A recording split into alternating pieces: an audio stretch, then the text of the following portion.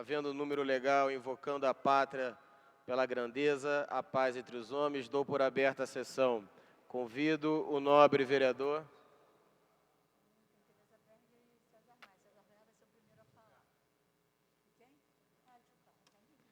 Quem é o vereador que vai falar primeiro? Tio Carlos? Convido o nobre vereador César Maia para proceder a... Perdão, tem primeiro... Pode chamar? Convido o nobre vereador César Maia para proceder à ata da leitura da sessão anterior. Ata da 67ª sessão ordinária, em 10 de setembro de 2013. Presidência dos senhores vereadores Jorge Felipe, presidente; Leonel Brizola Neto, segundo vice-presidente; Carlos Caiado, segundo secretário; César Maia e doutor Eduardo Moura, ambos a convite. Às 14 horas, com a presença dos senhores vereadores Leonel Brizola Neto, Paulo Pinheiro, Márcio Garcia, Gilme Pereira, doutor Carlos Eduardo, Laura Carneiro, tio Carlos, Eliomar Coelho, professor Washington, Chiquinho Brazão, Tereza Berger, Tiago K. Ribeiro, Raimon, César Maia, Jefferson Moura, Carlos Caiado, doutor João Ricardo, doutor Eduardo Moura, 18, assume a presidência o senhor vereador Carlos Caiado. Segundo secretário, ocupa o lugar de secretária a senhora vereadora Tereza Berger, a convite. Encerra essa sessão às 18 horas. Obrigado ao nobre vereador César Maia. Aprovada a ata, passa-se então ao grande expediente, na qual o primeiro orador inscrito é o nobre vereador César Maia, que dispõe de 10 minutos. Senhor presidente, senhoras e senhores vereadores, hoje, 11 de setembro de 2013, há 40 anos atrás, se perpetrava no Chile um dos mais sangrentos golpes de Estado da história conturbada de nossa América Latina, com o assassinato do presidente Allende. O Allende, já entrando no palácio, que viria a ser minutos depois bombardeado, e já com a maioria das rádios fora do ar, inclusive com duas delas, Rádio Portales, sendo bombardeadas já pelos aviões, o Allende, ele faz o último pronunciamento em vida para o povo chileno. Vou colocar aqui apenas um pequeno trecho.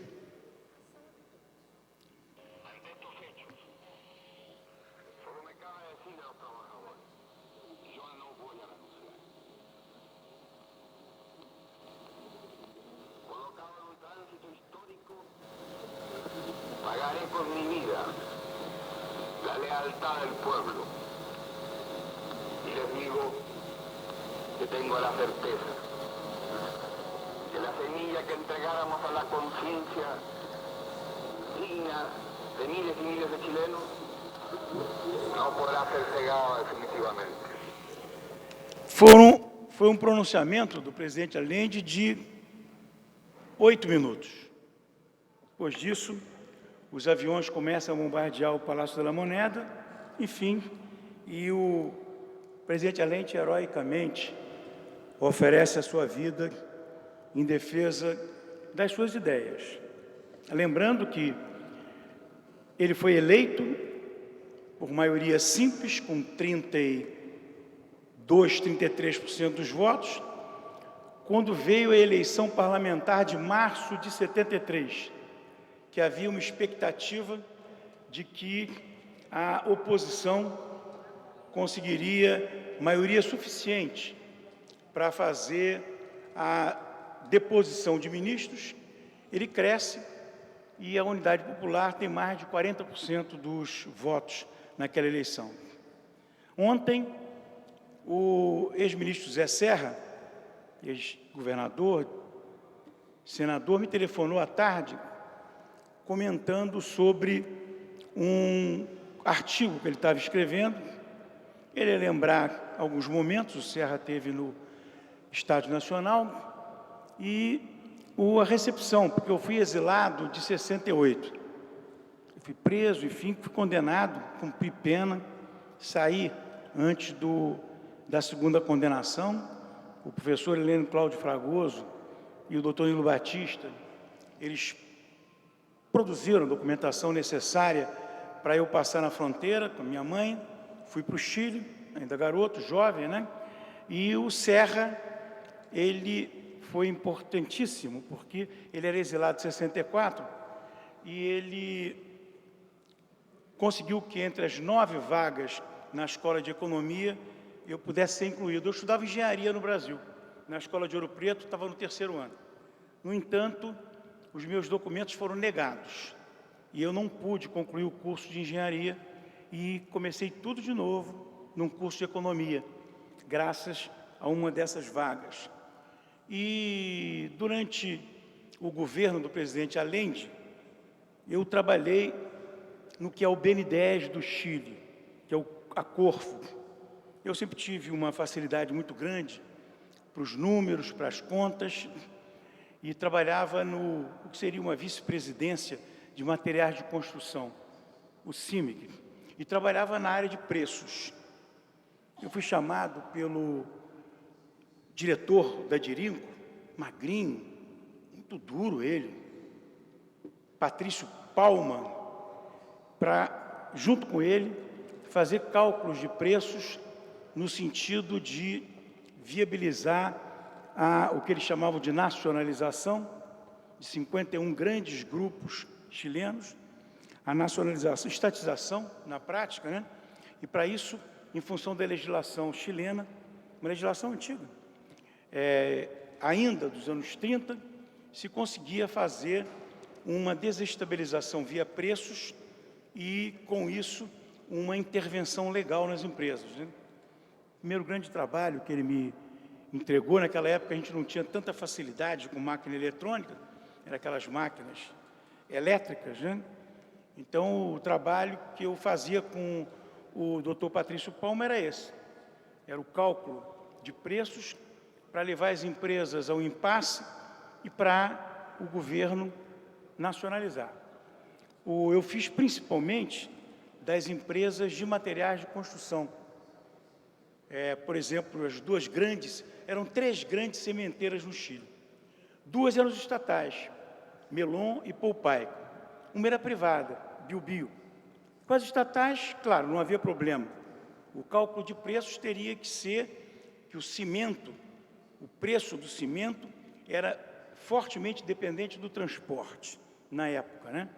E tinha que calcular estação ferroviária a estação ferroviária, para que em todas elas a Biobio não tivesse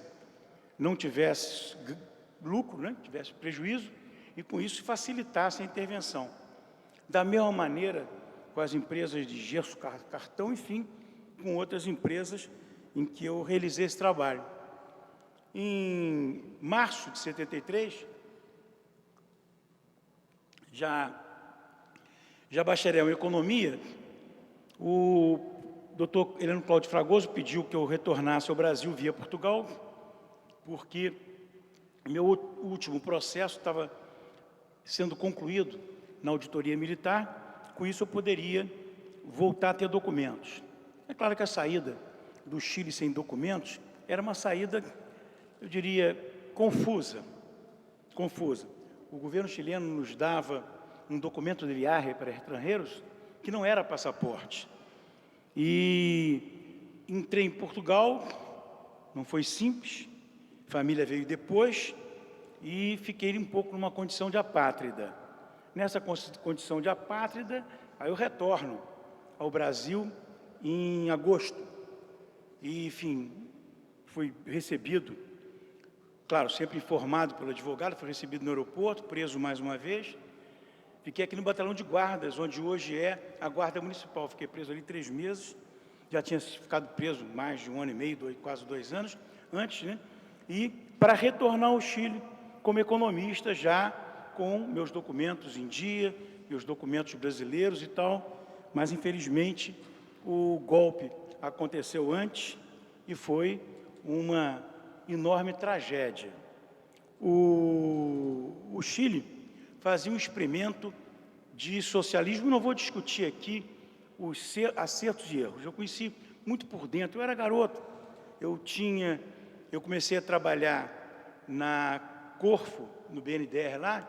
Eu tinha o quê? Tinha 27 anos, quase 27 anos, 26, né? Eu casei com chilena no Chile. Os meus 2 filhos são chilenos, o Rodrigo é chileno, a Daniela é chilena também. A Daniela trabalha na área de seguros, o Rodrigo é político, né? Todos nós somos chilenos. Eu, de certa maneira, também sou chileno. E esse trabalho e esse estudo na Escola de Economia, curiosamente, a Escola de Economia e de Administração da Universidade do Chile, onde eu estudei, que era uma escola top, naquela época, com as ditaduras latino-americanas, a inteligência na área de ciências sociais estava toda no Chile. A CEPAL no Chile está até o dia de hoje. A escola se chama Escola de Engenharia Comercial. Menção Economia, menção Administração. Na Escola de Economia, em função da vitória do Allende, a escola, que foi em 1970 para 71, começou o governo, a escola foi subdividida em 2 alas. Aquela de economia neoclássica, digamos, de direita, e aquela de economia marxista, digamos, de esquerda. Foi onde eu fiz o meu curso de economia. Eu sou um economista marxista formado pela Universidade do Chile e me especializei ainda como estudante em Michel Kaleski, que é um economista polonês de grande renome, é um economista que é dito um keynesiano marxista. Especializei em Kaleski. Depois, no Brasil, quando do concurso para professor da Universidade Federal Fluminense, o Kaleski era a matéria do concurso, eu tive enorme facilidade em função disso. Eu pude fazer um concurso naquilo que eu era professor, que eu era habilitado. Enfim, assim, já em 75, eu passei a ser professor da Universidade Federal Fluminense. Enfim, é uma vida que eu levo e uma memória que tenho.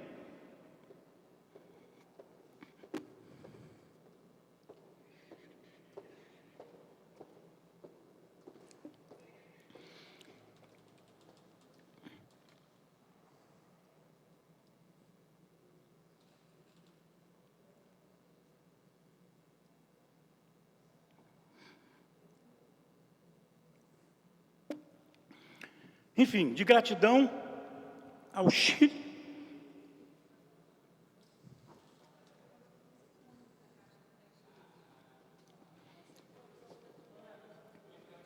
que é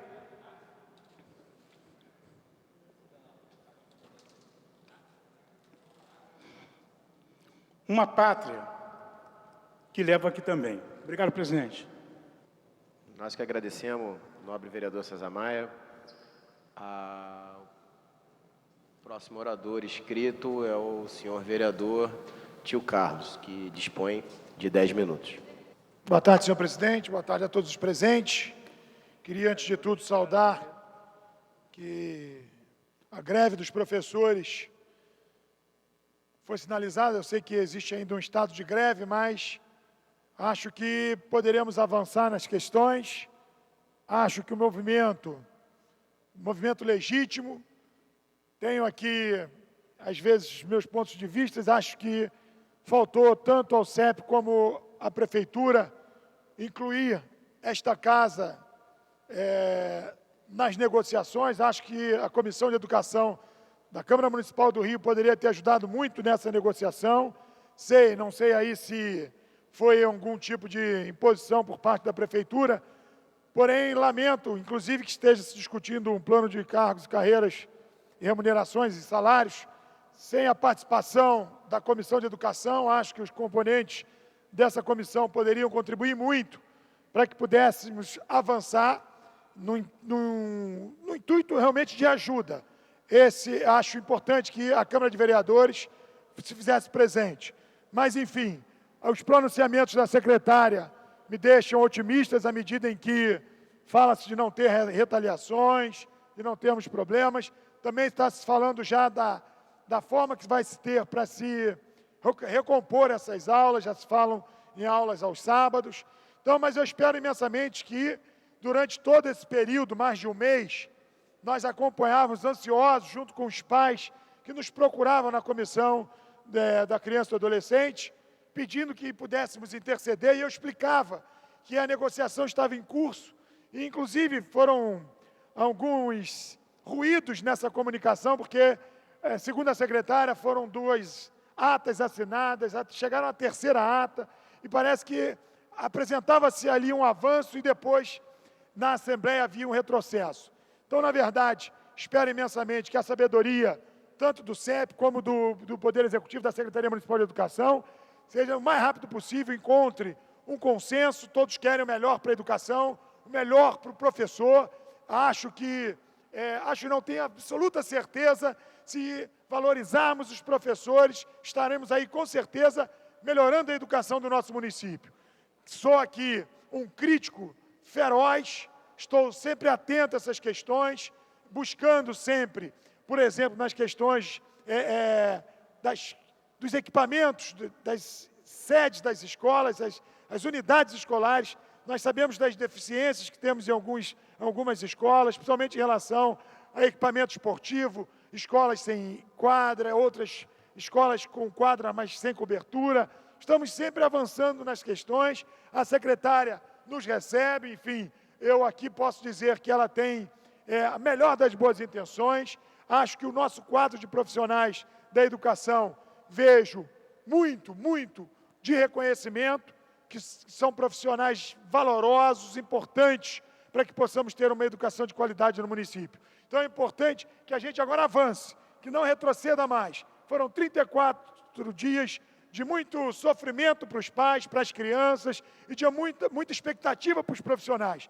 Então espero que realmente tudo que foi acordado seja cumprido, porque aí ganhamos todos. Ganhamos nós que somos políticos, estamos políticos, ganham as crianças, ganha a educação e principalmente os profissionais da educação. Então aqui quero me colocar à disposição. Queria agora registrar, senhor presidente, e aí já vem de novo eu com as minhas críticas constantes no que se diz respeito à prevenção às drogas na nossa cidade. Lamentar que são praticamente 9 meses que a Coordenadoria de Prevenção às Drogas da nossa cidade foi extinta.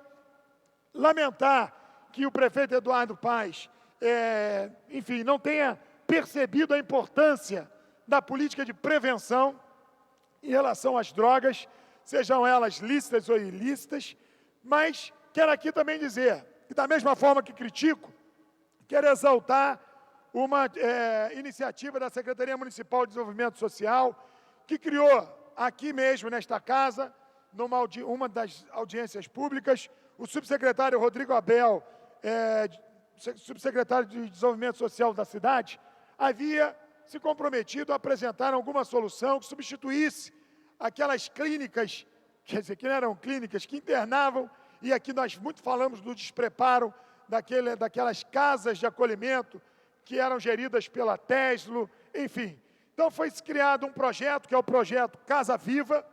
Amanhã, às 10 horas da manhã, será inaugurado uma unidade em Bom Sucesso, onde 20 jovens, crianças e jovens poderão já, ali sim, espero que tenhamos ali um tratamento setorial, participando, é claro, tanto a Secretaria de Educação, como a Secretaria de Saúde, e esse é o projeto. Então, aqui quero dizer que teremos aqui muita alegria de constatar que esse projeto Casa Viva vai ser diferente do que na gestão passada, apesar de ter sido uma boa intenção na ocasião do secretário Rodrigo Bettler, tinha-se uma intenção realmente, não só não é tirar as crianças da rua, não, mas sim de tratar a dependência química, mas infelizmente, passado toda aquela experiência inicial, eu reputo de ter sido uma ação de muita expectativa e de pouco resultado.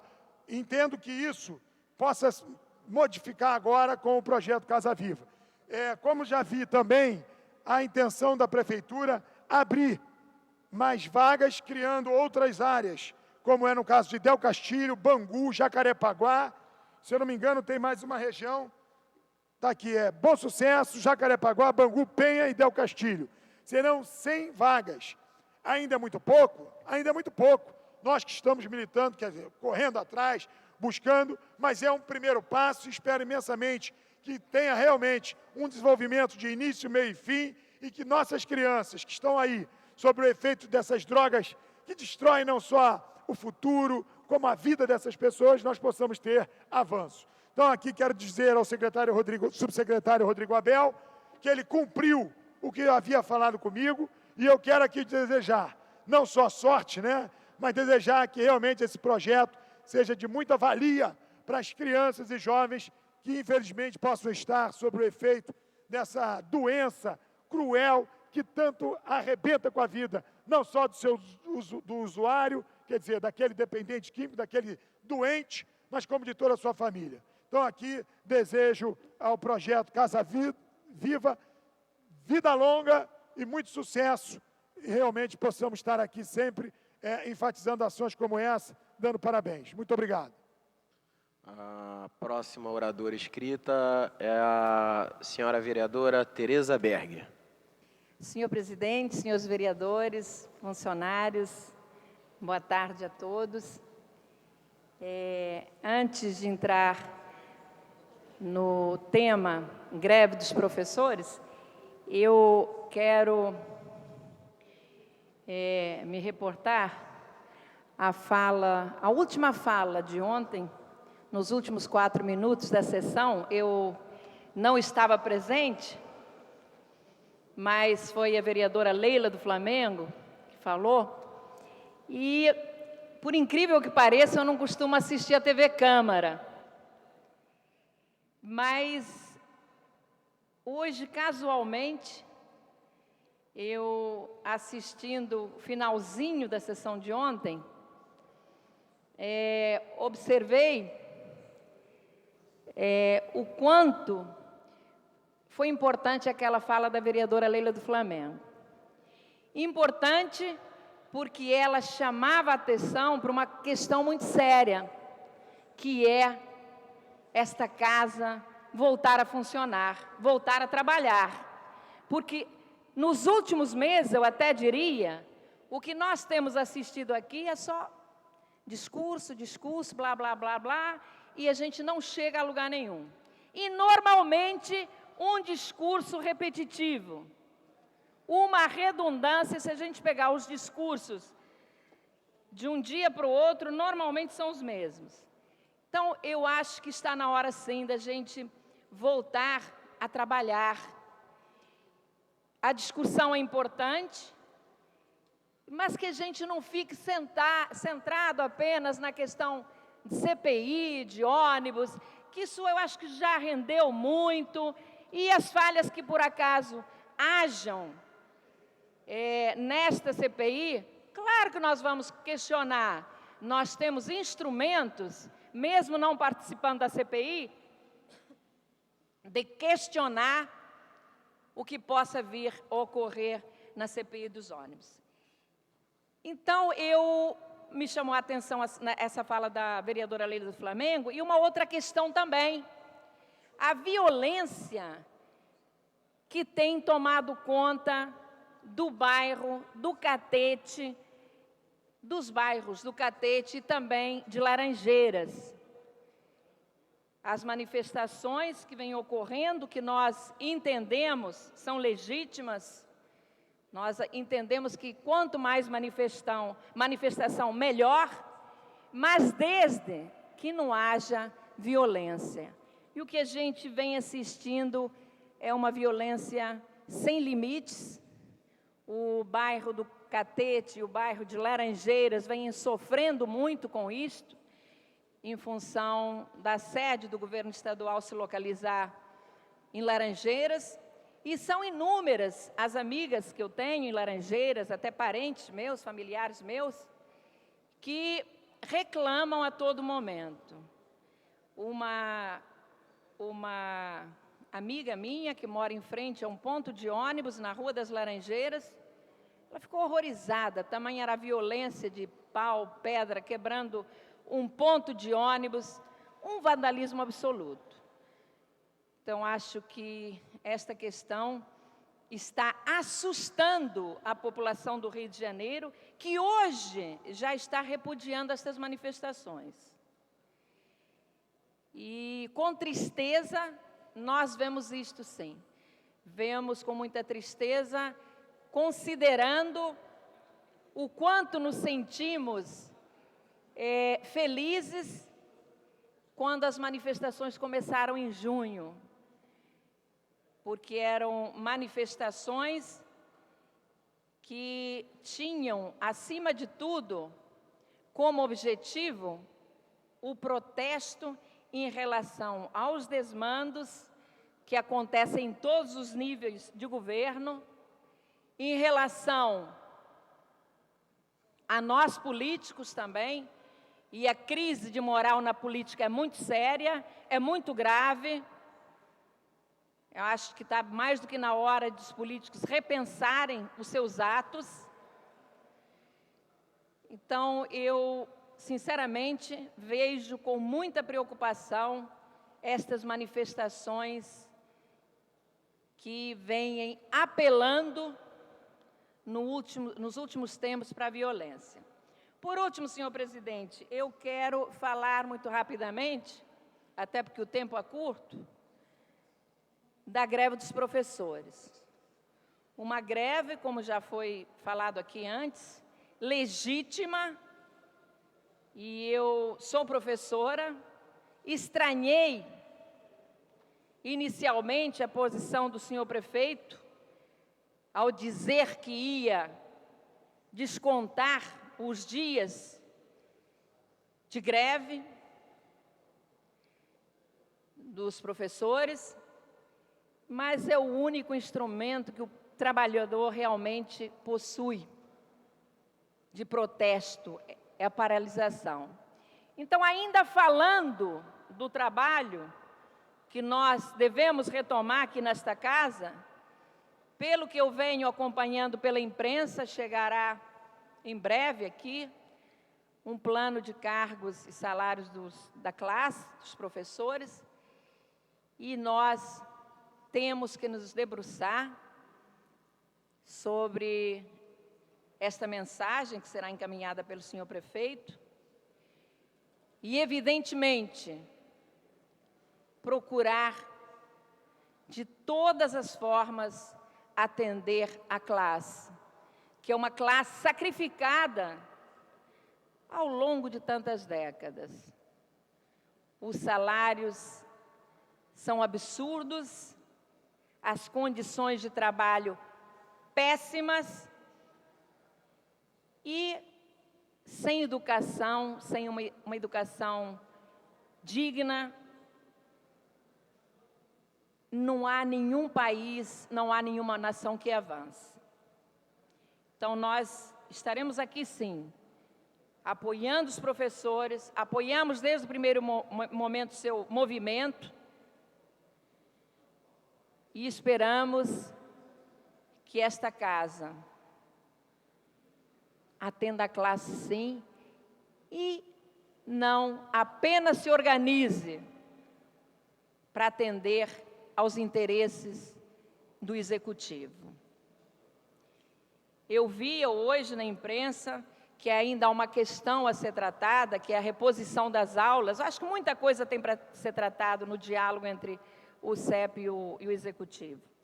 Mas, de qualquer maneira, essa questão da reposição das aulas tem que ser muito discutida e atender também ao interesse dos professores, não apenas aquilo que a senhora secretária está propondo. A greve é ruim para todo mundo. Os pais organizam as suas vidas, muitas vezes, ou na maioria das vezes, baseados no horário em que as crianças estão na escola. Então, todas as vezes que há uma greve, o transtorno é enorme, Por outro lado, os professores também acabam sendo sacrificados, porque tem que haver a reposição das aulas e muitas vezes entram no período de férias. Então, acho que, me parece, pelo que eu tenho aí acompanhado, que houve um avanço, mas vamos ver até que ponto este avanço atenderá a classe. Nós estamos aqui e apoiaremos todos os movimentos dos professores, que, como eu disse, é legítimo, e, claro, todos os movimentos de qualquer setor trabalhador da sociedade. Muito obrigada. Obrigado, nobre vereadora Tereza Berger. Não havendo mais orador inscrito, com a palavra o nobre vereador, com a palavra franqueada, o nobre vereador César Maia. Senhor presidente, senhoras e senhores vereadores, um pupurri, alguns assuntos. Um deles é sobre o projeto de lei que o Poder Executivo se comprometeu a encaminhar sobre acordos que teriam sido conversados com o magistério. Eu só lembro duas coisas. A primeira é que deve vir, tem que vir, em regime de urgência. Se não vier em regime de urgência, nós já estamos tratando uma lei que nós vamos aprovar no final do ano e que vai ser implementada em 2014. Primeiro, regime de urgência. Segundo, os efeitos financeiros têm que ser retroativos ao início da greve. Se a greve é declarada dia 8 de setembro, 8 de julho, né? Enfim, naquele momento, e se o que se demanda é parcialmente que seja absorvido, esse parcialmente tem que vir retroativo ao início da greve. Isso é absolutamente necessário. Terceira questão, extensão, paridade aos aposentados. Eles não vêm aqui com essa história de gratificação, de agregar mais não sei das quantas, não. Tem que ser ao vencimento e tem que ser extensivo aos aposentados. E se não for ao vencimento, uma figura qualquer que se crie, que se invente, para não incidir triênios, a nossa futura conselheira do Tribunal de Contas. Nosso voto aqui do Democrata é certamente com Vossa Excelência. E se inventar uma figura nova, para que não se ensinam triênios sobre essa figura nova, que seja extensível na lei aos aposentados e pensionistas. Uma segunda questão é sobre esse último livro da trilogia do jornalista Laurentino Gomes. Eu gostaria de ter terminado, senhor presidente, o livro ontem, mas essa semana todos os meus netos, eles vão lá para casa e ficam lá em casa uma semana, 8 dias. E tem gente que vai de 3 anos a 18 anos. Então, a turbulência é muito grande. E é tão grande que eu estava ontem com uma prioridade, que era assistir o jogo do Uruguai com a Colômbia.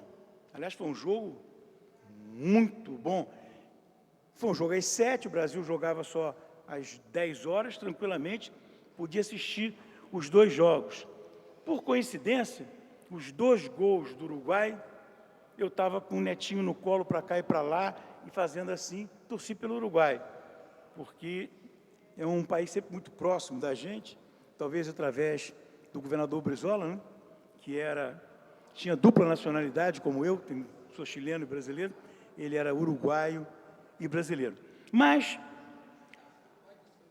esse terceiro livro do Laurentino, como os outros anteriores, 1808, 1822, é um livro muito importante. Como ele diz, eu não sou historiador, eu faço uma reportagem sobre esse período, sobre esses fatos. E o faz muito bem. Eu diria que o 1889 talvez seja o de menor impacto, ou intensidade, enfim, não importa a palavra que se use, né? Porque também não é simples. Você, num golpe de Estado, que foi, em grande medida, produto de improviso e desdobramento da questão militar, já que o Deodoro da Fonseca, se ele explica muito bem, era monarquista, até menos de um ano antes do golpe republicano, não é fácil você fazer um livro de 300 e quase 400 páginas. Eu destacaria, do 1889, esse capítulo da questão militar, certamente. O perfil que ele faz de Dom Pedro II é um perfil muito positivo no capítulo Dom Pedro II. Dom Pedro II é uma figura que, na história do Brasil, não há nenhum estadista, nenhum político que chegue às rótulas de Dom Pedro II. Ele é injusto no início, na apresentação. Entra um pouco naquela marxologia de quinta categoria ao Tratado do Império. Mas no capítulo específico de Dom Pedro II, não. Ele exalta essa figura extraordinária e reconhecida como tal no mundo todo. Um homem de enorme cultura geral, um cientista, um homem que é o convidado especial, primeiro, do presidente Grant, presidente dos Estados Unidos, que foi um general da Guerra de Secessão, vitorioso, para os 100 anos da independência dos Estados Unidos. Ele conta aqui um fato que é conhecido, mas é importante. Havia uma exposição, nessa exposição, que era uma exposição de assuntos principalmente de natureza científica, e algumas barracas vinham as grandes invenções. Telégrafo, telefone, não sei das coisas. E lá no cantinho estava o Graham-Bell, que ele tinha conhecido numa visita que ele fez a Boston. Mas não davam muita atenção ao que o Graham-Bell tinha inventado. Ficou lá no cantinho. Quando os juízes saíam e convidavam Dom Pedro II, ele gostava, fora do Brasil, de ser chamado de Pedro de Alcântara, e chamam para acompanhá-lo, ele vê o Graham-Bell e ele disse: espera aí, e você, o que está fazendo no cantinho? Ah, não, pessoal, os juízes não vieram aqui, mas vão agora. Foram, viram, ouviram a invenção do telefone, e esse foi o grande destaque da Feira de Filadélfia, da exposição de Filadélfia, nesse período. Mas tem um ponto do 1889 que eu não tinha memória, não tinha lido, e que a mim me marcou muito. Todos sabem que a primeira Constituição brasileira, a Constituição de 1824, foi uma Constituição outorgada. O Dom Pedro abre uma eleição para Constituinte de 1823, e os Constituintes, eles, talvez naquele momento, fosse a Constituição mais liberal do mundo todo, mais democrática do mundo todo. É claro que algum tipo de, entre aspas, esquecimento, não citava a escravidão, mas cometeram ali um erro político, que foi transformar um imperador, com um ano apenas depois da independência, transformar numa figura decorativa. Ele reage, fecha a Assembleia de 1823, reúne um grupo de juristas. Aqui no Brasil, a presença na burocracia estatal desde a vinda de Dom João VI, durante décadas, da Universidade de Coimbra foi muito importante, muito grande, ele reúne e outorga a Constituição de 1824. Outorga? Mas com que legitimidade ele vai outorgar a Constituição de 1824? De que maneira? Quem eu assino, está outorgada? O que faz Dom Pedro I? Dom Pedro I manda fazer centenas de cópias e manda mensageiros a todas as câmaras municipais do Brasil e pede que os vereadores, o nome que usamos, né, que os vereadores discutam aquele documento e votem aquele documento. Todas as câmaras honradas em receber, eles seriam os constituintes terminais. Eles recebem o documento, leem, votam e todas as câmaras municipais aprovam a Constituição de 1824, dando uma enorme base de legitimidade. O Laurentino Gomes, ele lembra que Deodoro da Fonseca, doente, uma situação difícil, mas ele levanta e vai a cavalo para o Campo de Santana, e ali ele derruba o governo de Ouro Preto, que era o primeiro-ministro, o nome se daria agora, e também ele derruba o imperador, mas não proclama a república. Deodoro sai, Benjamin Constant vai em direção a ele, mas faltou proclamar a república. Está proclamada a república, não proclamou a república. Deodoro vai para casa, a esposa dele fecha, porque ele está mal, vai para a cama, vai descansar, ele tinha problemas respiratórios, e a república não foi proclamada. O Benjamin Constant sai dali e diz, atenção, a república não foi proclamada, não há o ato formal de proclamação da república. O que faz? Procura o jornal de maior circulação da cidade, vou até ler. Ao ouvir de Benjamin Constant diz, a república teria de esperar. Ao ouvir de Benjamin Constant a notícia de que a república ainda não estava proclamada, Aníbal Falcão correu para a redação do jornal Cidade do Rio, de propriedade do abolicionista José do Patrocínio, que era monarquista e vira ali. Ali, em companhia do próprio Patrocínio e de outros 2 líderes republicanos, Pardal Malé e Silva Jardim, que era o mais radical republicano, uma história difícil de se contar do Silva Jardim.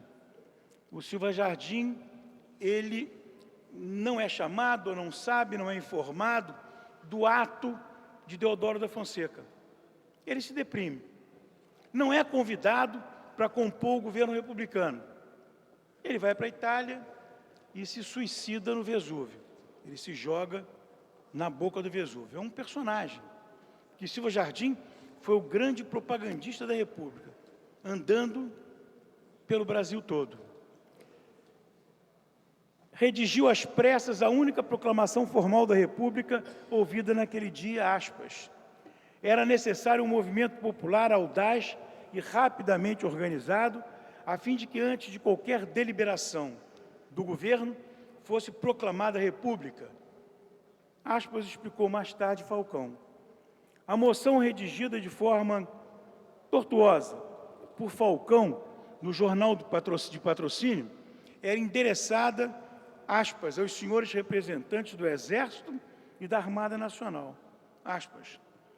Anunciava que o povo, reunido em massa, um exagero, era um grupo, reunido em massa na Câmara Municipal do Rio de Janeiro, fez proclamar, na forma da lei ainda vigente, pelo vereador mais moço, não foi pelo mais velho, o próprio Patrocínio, então com 36 anos, após a gloriosa Revolução que, ipso facto, aboliu a monarquia no Brasil, o governo republicano.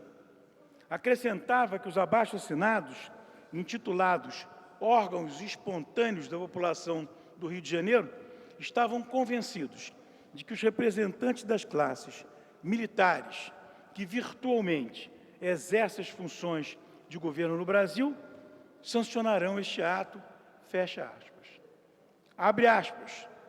O povo em massa, exagero, o povo em massa, reunido na Câmara Municipal, fecha aspas, não passava, na verdade, de muitos jornalistas, intelectuais, vários, alguns, né? Enfim, e os edis. Vereador e líder abolicionista, negro, nascido em Campos dos Goitacazes, filho bastardo de um padre com uma escrava, José do Patrocínio era uma figura controvertida. Até as vésperas de 15 de novembro, declarava-se um fiel súdito e aliado da princesa Isabel. Verdade. Atribui-se a ele o título de a Redentora, dada à princesa Isabel. Dada à princesa Isabel após a assinatura da Lei Áurea, em 13 de maio de 1888.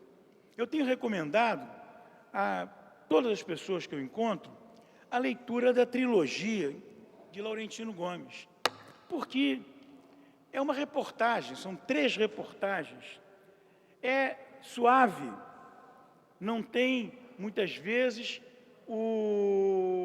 a profundidade que o historiador daria, a análise que um sociólogo ou um politólogo faria a respeito dos vetores em conflito, da dialética que produziu essa dinâmica ou aquela, mas produz 2 efeitos magníficos. O primeiro é tornar a história do Brasil um best-seller. Isso é muito raro, muito difícil. O próprio livro do Getúlio, que agora saiu o 2º tomo, li o primeiro, não li o 2º, depois desse vou ler o 2º tomo do Lira Neto, sobre Getúlio Vargas, que são 3 volumes, o 3º ele ainda está escrevendo. Aliás, parênteses, quem quiser ler uma biografia extraordinária do padre Cícero, leia a biografia do padre Cícero de Lira Neto. É uma leitura imprescindível para quem quiser entender aquele ciclo de lideranças religiosas que vem do final do século XIX até o início do século XX, passando pelo padre Biapina e, claro, pelo padre Cícero. Mas esse livro do Lira Neto, que ele entra sempre em 4º, 5º, 6º lugar na lista dos mais vendidos, depois ele reflui. O do Laurentino Gomes, não, ele permanece. Segundo, ele dá informações a respeito de todo o século XIX no Brasil, do Império, do Brasil independente com Dom João VI, porque quando Dom João VI declara o Reino Unido de Brasil, Portugal e Algarves, o Brasil está independente. A sede do governo está independente. Tanto que o Brasil volta a ser colônia de Portugal quando Dom João VI sai em 1821. E a Constituição dita liberal, ela trata o Brasil como colônia, o Brasil volta a ser colônia, e em 1822 é o 2º ato de independência do Brasil.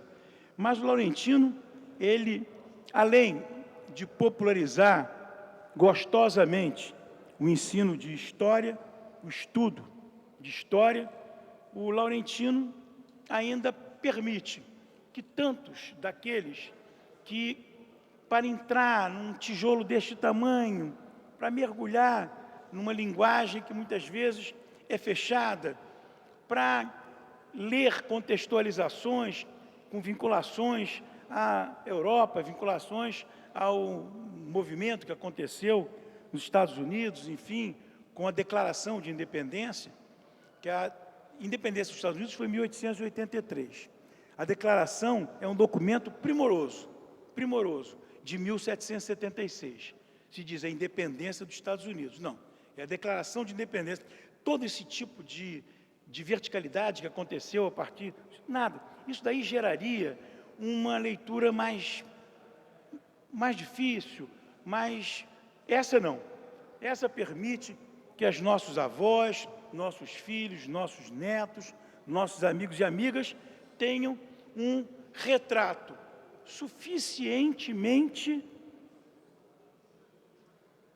necessário, vamos dizer assim, de todo o período de Dom João VI, da chegada dele, 1808, independência, até a Declaração da República. E eu vim aqui hoje para lembrar que a independência do Brasil passou pelas câmaras municipais, que a República foi declarada como tal nessa Câmara Municipal, independente que o espaço físico não tivesse sido esse. E nós temos uma certa obrigação com a história, que é dar à nossa querida Câmara Municipal a dimensão que a história deu, e que muitas vezes as suas legislaturas não correspondem a essa dimensão. Isso, eu, por exemplo, suponho que não tenha tanta gente inscrita aí, né? Ontem, por exemplo, mais uma vez eu fiquei sem entender direito as coisas. Todo aquele debate que a gente vê, que é feito através de falsas questões de ordem, em que ali os vereadores se pronunciam politicamente, o espaço desse debate é o plenário, de 2 às 4, porque na hora que um vereador faz o seu comentário incisivo, o outro pede uma parte, você tem debate. Na questão de ordem, um fala, o outro volta a falar, se repete as mesmas coisas, se perde um tempo enorme.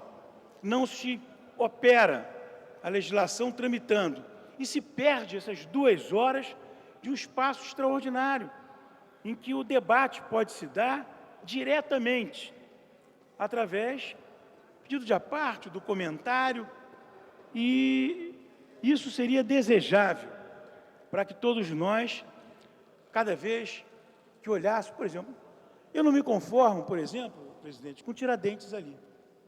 Eu não me conformo. O que tem Tiradentes que vê com o Rio de Janeiro, meu Deus do céu? Não estou dizendo uma figura, um mártir. Os ricos foram para o exílio e ele foi, enfim, enforcado. Agora, o que tem que ver Tiradentes com o Rio de Janeiro? A Pedro Ernesto também ali, podia ficar. Vossa Excelência ontem, por descuido, usou um trecho que o Brizola usava muito em comício. Brava gente brasileira. Na verdade, você falou que era hino da República, é hino da Independência, que é música de Dom Pedro I, letra de Evaristo da Veiga, né?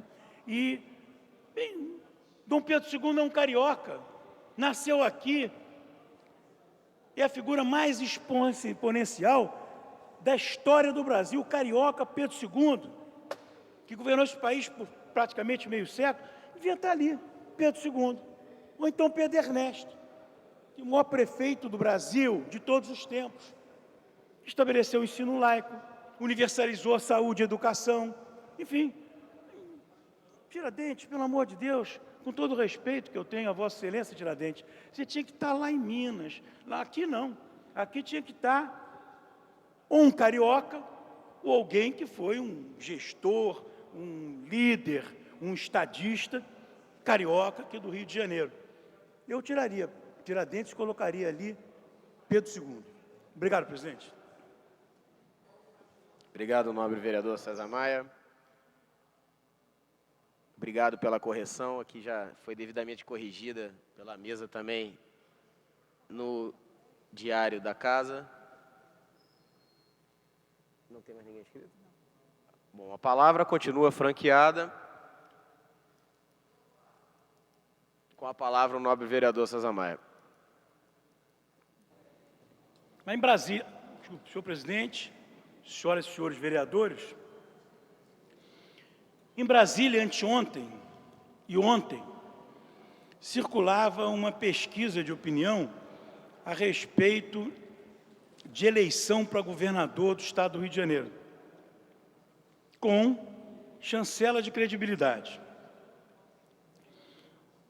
Uma eleição, senhor presidente, muito complexa, porque, em função dos pontos de vista distintos no PSB, do governador Eduardo Campos e do presidente do partido, ex-deputado, prefeito, hoje Alexandre Cardoso, o PSB, um partido dessa importância, está, do ponto de vista de 2014, sendo dissolvido no Rio de Janeiro.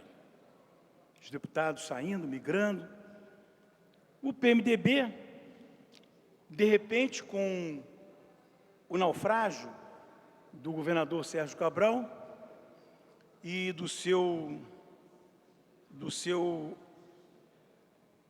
prefeito, naufragou junto, ali, o PMDB que entrava nessa eleição com pompas e circunstâncias, aonde o governador Cabral levantava o queixo, olhava para baixo, de uma forma haitiana, e dizia: presidente Dilma, ou me apoia o meu candidato, o Pezão, ou terei que estudar o apoio a Vossa Excelência.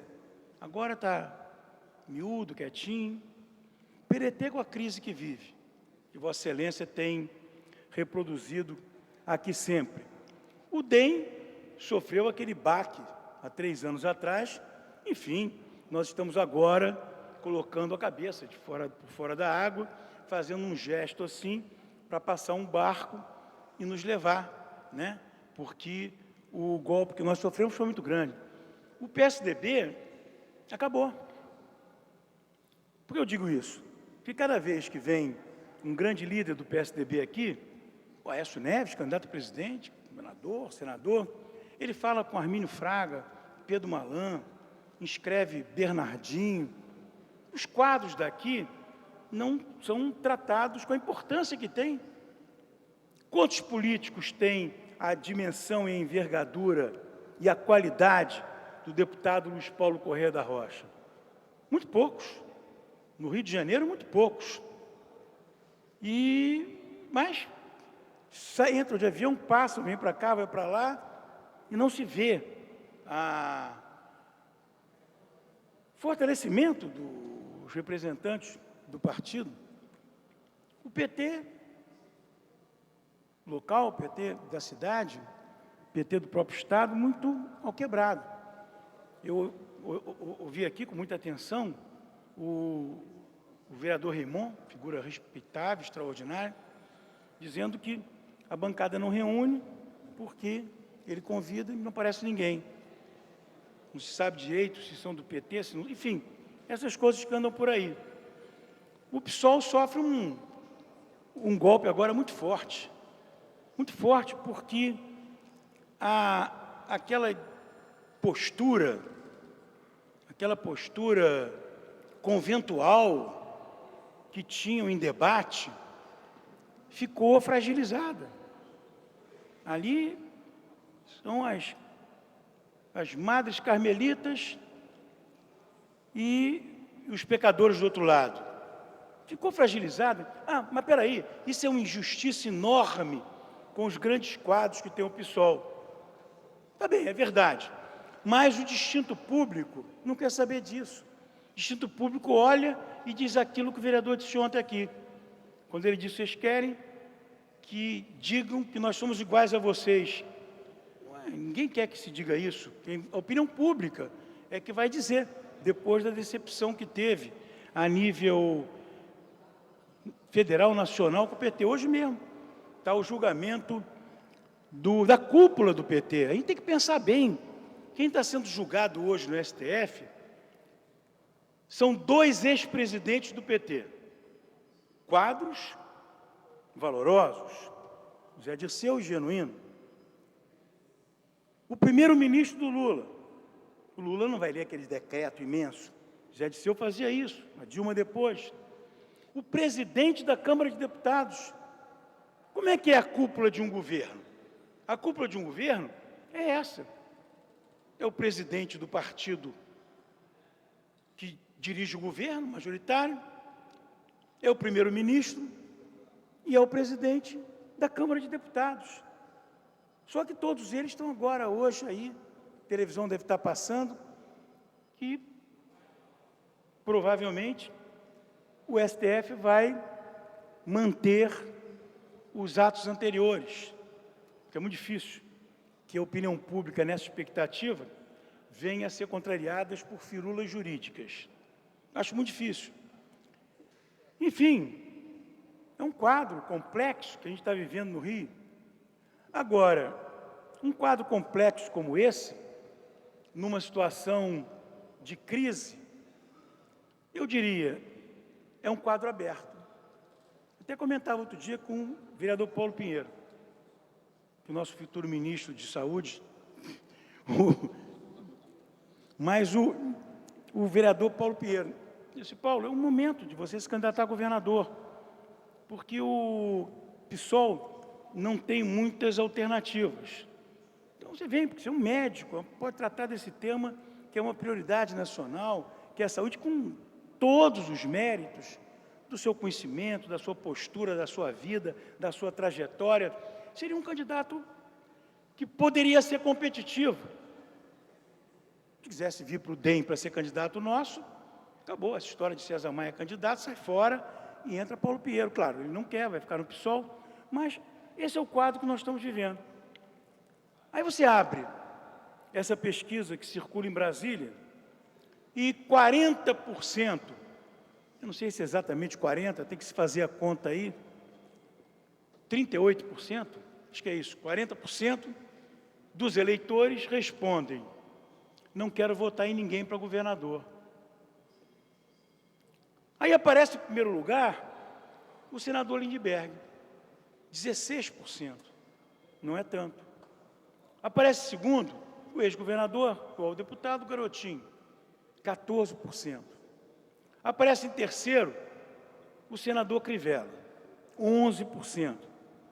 Aparece em quarto, não sei porquê, eu estou aqui na minha Câmara de Vereadores, na minha residência, no meu ex-blog, esse humilde vereador César Maia com 9%. Depois aparece o Pezão, com 5%. Depois aparece o Bernardinho, que é colocado na pesquisa, até um número razoável, 4%. Eu não sei se ele é candidato ou não é, mas seria bom esclarecer, 4%. Depois vem o Miro Teixeira, vamos arredondar, 3%. Ora, esse é um quadro que, se o sujeito tem 1%, já está animado, porque quem está na frente tem 16%, o segundo tem 14%, se ele chegar em 15%, ele vai para o segundo turno. Essa eleição é uma eleição aberta, é uma eleição que devia gerar um entusiasmo muito grande de todos os partidos para participarem com seus candidatos majoritários. Agora, você imagina, se você coloca nessa lista o candidato do PSOL, partido forte no Rio de Janeiro, olha a votação do deputado Freixo, né? Se você coloca o candidato do PSOL, esses candidatos, no mínimo, vão ter 5 pontos cada um. E vão tirar de quem? De onde? Talvez dos 38, que passa a ser 33. A gente vê que é uma eleição que deve entusiasmar todos os partidos com suas candidaturas a governador. Porém, todos os partidos devem também, os candidatos, os deputados que atualmente têm mandato, aqueles que vão ser candidatos, todo mundo deve estar numa situação de bastante aflição.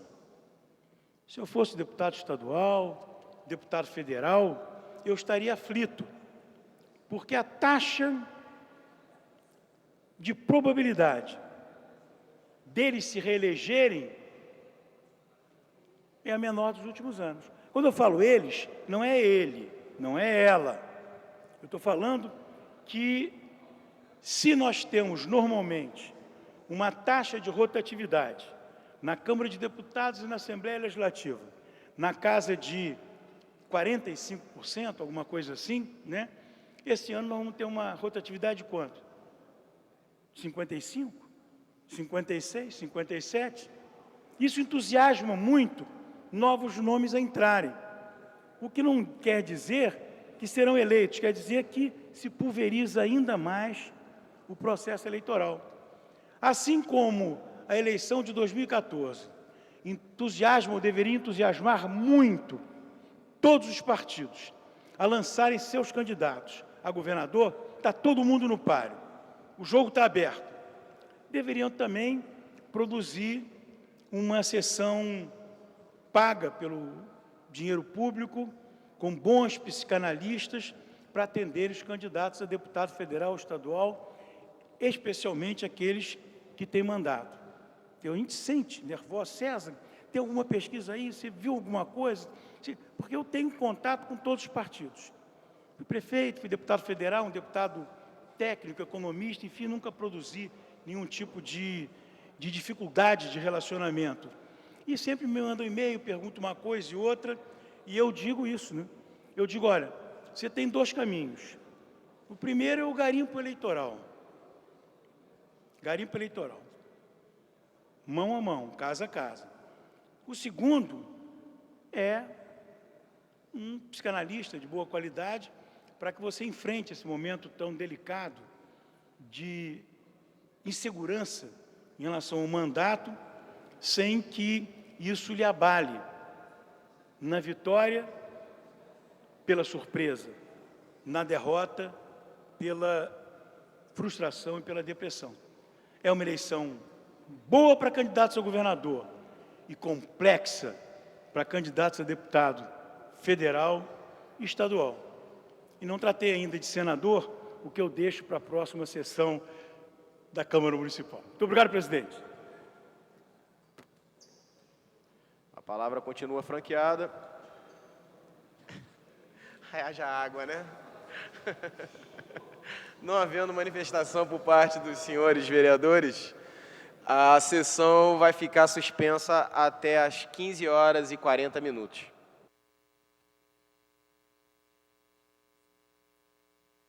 Está reaberta a sessão. Terminada a primeira parte do grande expediente, passa-se a segunda parte. Não havendo orador inscrito, a palavra fica franqueada. Com a palavra franqueada, o vereador César Maia. Senhor presidente, senhoras e senhores vereadores, hoje, na abertura do meu blog, eu fiz uma nota sobre o que a imprensa vem chamando de esvaziamento das manifestações. É e não é verdade. Mas eu leio essa nota porque eu recebi alguns e-mails de professores em função de ter citado Richard Sennett, que é um top da sociologia mundial hoje, professor da London School, universidades americanas, e que tem um livro que é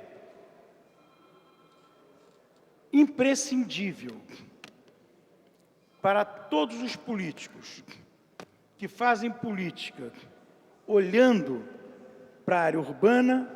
É um livro imprescindível, que é O Declínio do Homem Público. O meu texto diz assim: Black blocs estão esvaziando as manifestações. A máscara expõe, ela não oculta. E vou explicando aqui por quê.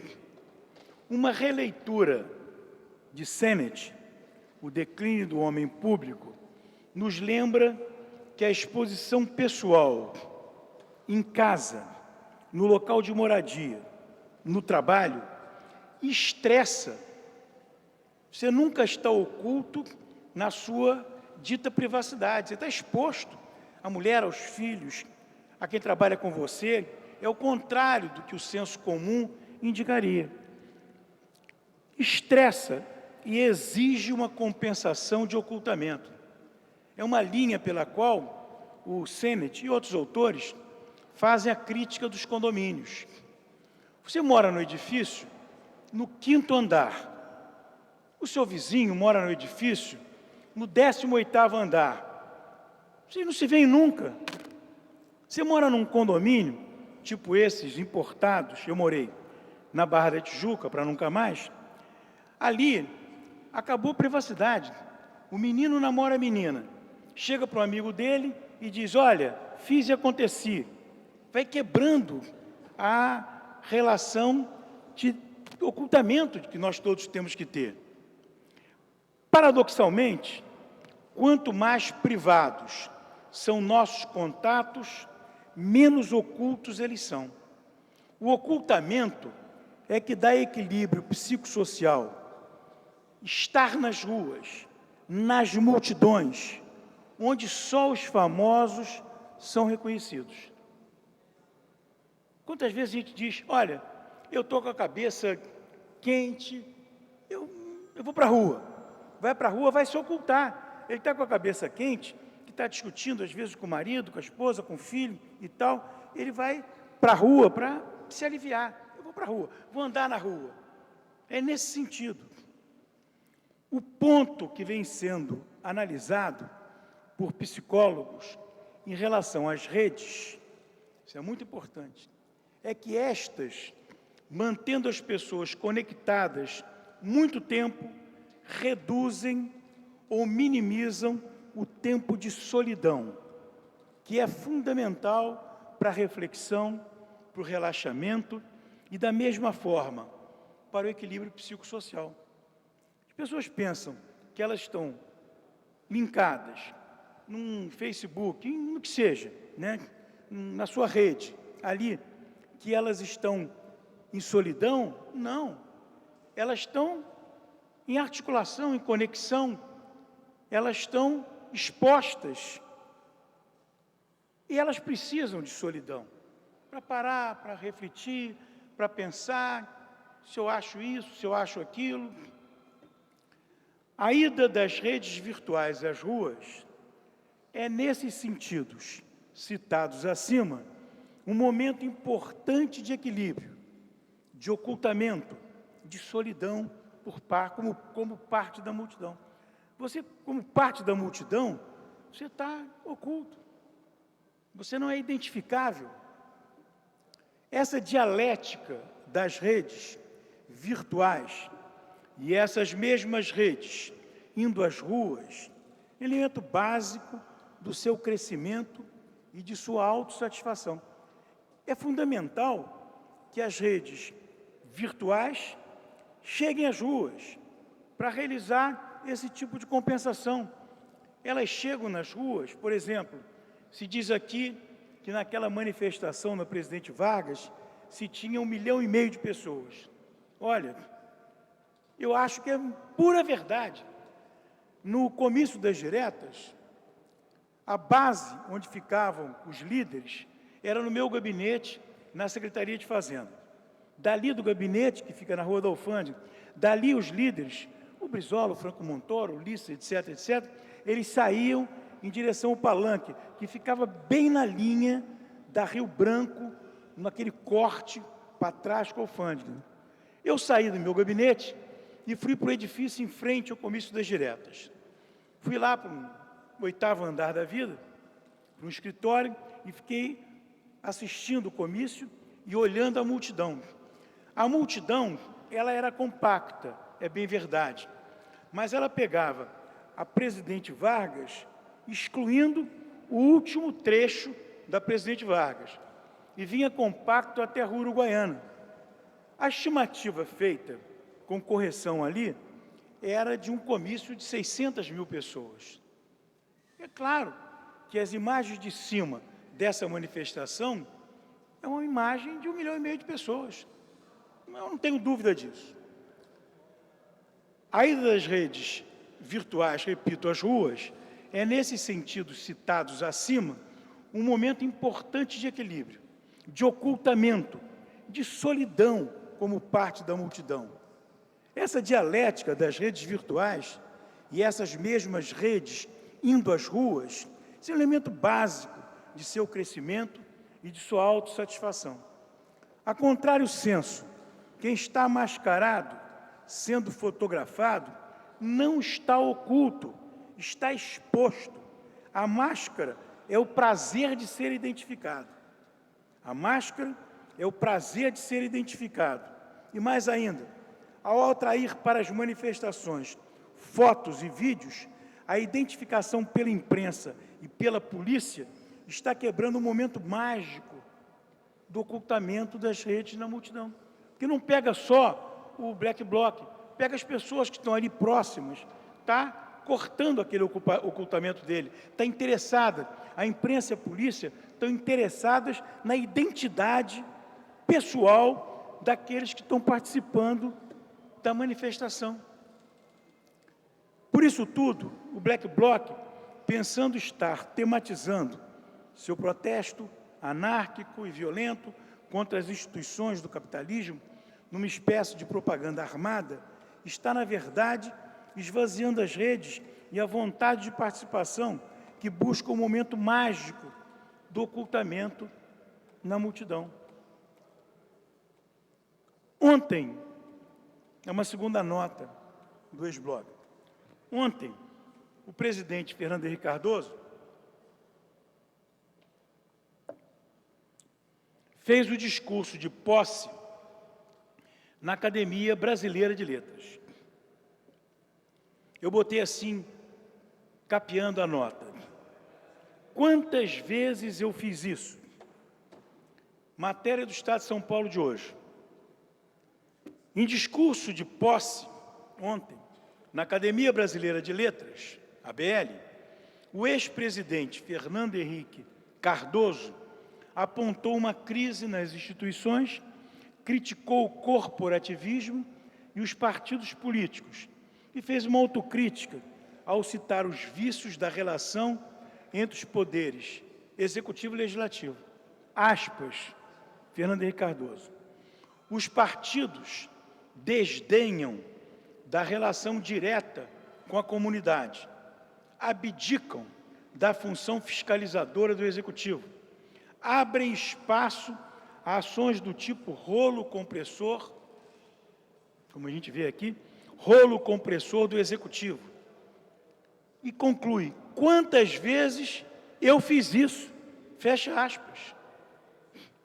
É dramático, porque não se trata de uma pessoa da minha estatura, se trata do político mais bem apetrechado do Brasil todo, de alguém que, sociólogo, politólogo, independentemente de ter feito curso de ciência política, uma pessoa que já em 64 tinha um nome, o SEBRAP, que ele dirigia, conduzia ou ajudava a coordenar, eu teria até o direito de cometer esse erro. Ele não. Quantas vezes eu fiz isso? Fez isso o quê? Vamos ler aqui. Desdenhou a relação direta com a comunidade. Abdicou da função fiscalizadora do Executivo. Abriu espaço a ações do tipo compressor do Executivo. Quantas vezes eu fiz isso? Afirmou o ex-presidente para uma plateia que incluía companheiros tucanos, como o governador de São Paulo, Geraldo Alckmin, o ex-governador José Serra e o senador e provável candidato a presidente, Aécio Neves. Hoje, no meu ex-blog, eu faço o link para a fala do presidente Allende no momento que se iniciam os bombardeios em Santiago. Já coloquei aqui, já li, peguei alguns trechos. Ontem, o blog O Eco destaca uma matéria que, aliás, o Estado de São Paulo também destaca. Alertas de desmatamento na Amazônia sobem 35% em um ano. O Estado de São Paulo coloca, inclusive, um gráfico, melhor do que o gráfico que coloca o blog Eco. O Estado de São Paulo coloca o gráfico dos últimos meses, como o desmatamento tem crescido na Amazônia. Texto do blog O Eco. Quem quiser entrar é o eco.org.br. Aliás, é um blog importantíssimo para aquelas pessoas que acompanham o debate político sobre a questão ambiental. Os números divulgados ontem, pelo sistema de alerta de desmatamento, indicam aumento no alerta de desmatamento. Os dados do DETER, acumulados de alerta de corte raso e degradação, que somam os números registrados em cada mês, apresentam um aumento de 35% em um ano. O alerta de desmatamento saltou de 2.050 quilômetros quadrados. Vamos ver o que é isso. A cidade do Rio de Janeiro tem 1.350 quilômetros quadrados. Toda a nossa cidade, lá de Santa Cruz, vindo aqui para a Zona Norte, para a Zona Sul, 1.350 quilômetros quadrados.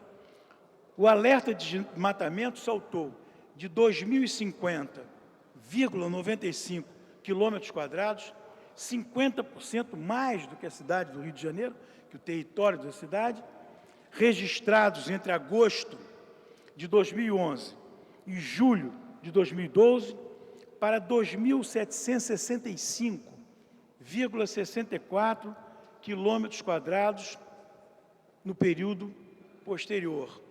Uma barbaridade.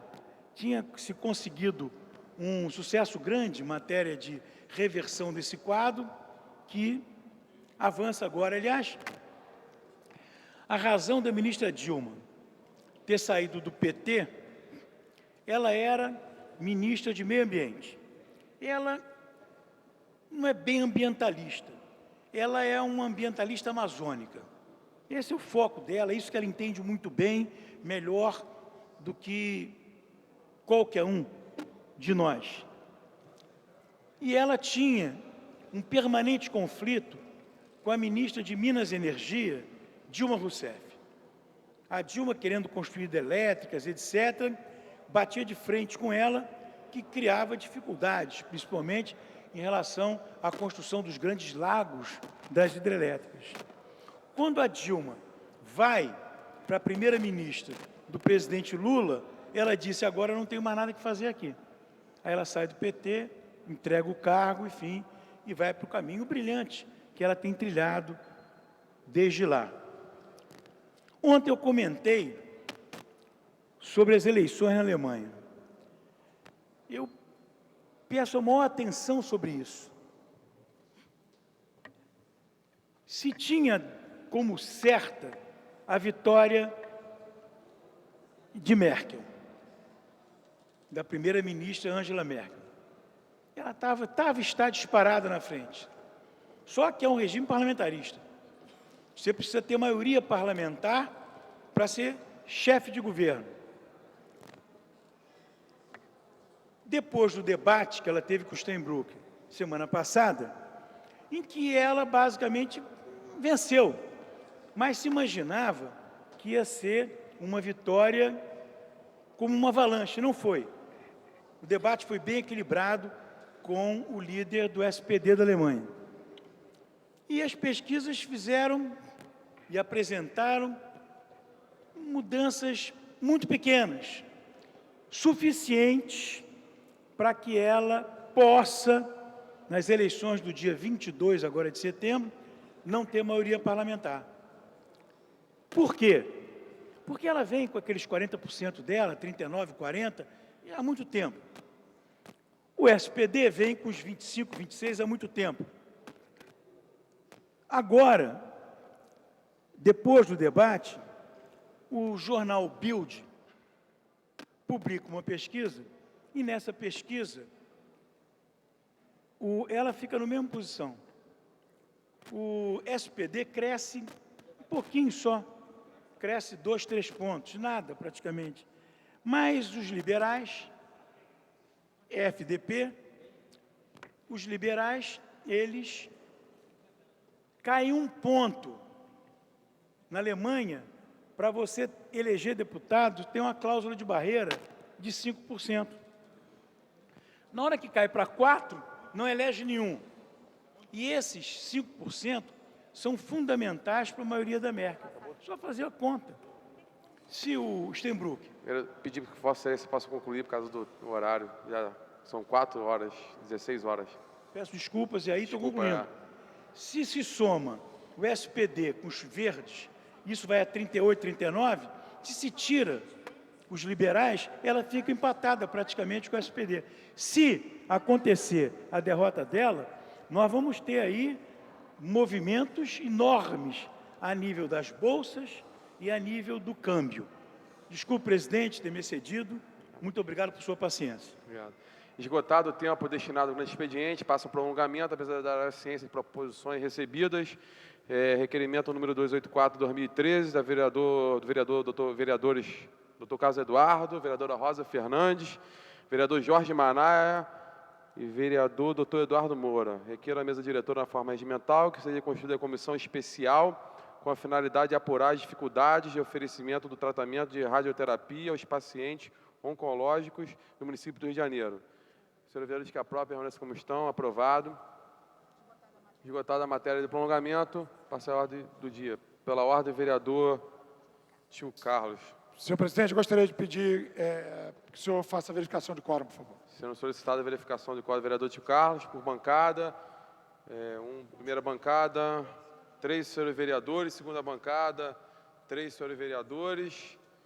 Terceira bancada, 1 senhor vereador. Quarta bancada, 2 senhores vereadores. A mesa 1, 10 vereadores presentes. Não há quórum para dar continuidade ao trabalho do dia de hoje. Antes de encerrar, a presidência convoca a sessão ordinária para amanhã, às 14 horas. Está encerrada a sessão.